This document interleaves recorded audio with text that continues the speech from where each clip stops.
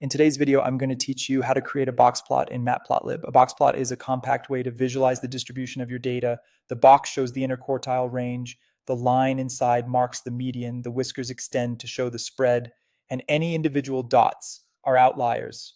We'll build one using Matplotlib, and we'll lean on NumPy to organize or quickly generate example numbers. Start by importing the tools you need. In a Python script or notebook, bring in matplotlib.pyplot as PLT and import NumPy as NP. Pyplot gives you the plotting commands, and NumPy makes it simple to work with arrays, compute basic statistics, or create a few sample datasets if you don't already have data prepared. Next, consider the format of the data you'll pass into the boxplot function.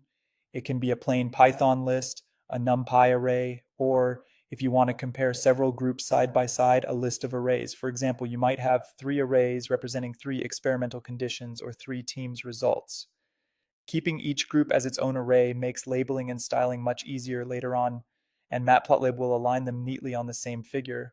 When you're ready to draw, call plt.boxplot with your data. You can customize the look right here through optional parameters. Turn on a notch to emphasize the confidence interval around the median by setting notch equals true. Add patch artist equals true to fill the boxes with color, and then choose a face color for the boxes so each group stands out. You can also control whisker length, whether to display outliers, and the orientation of the plot if a horizontal layout reads better for long labels. Small visual choices like color and orientation can make the plot clearer without changing the underlying statistics. Finally, add context so the figure speaks for itself.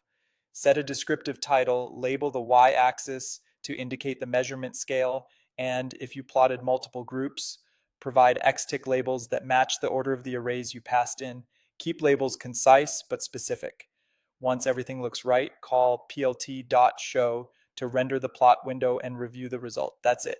With imports, properly structured data, a single plt.boxplot call, a few style tweaks, and labels, you have a clean, informative box plot ready to share. Now you can visualize distributions quickly and clearly.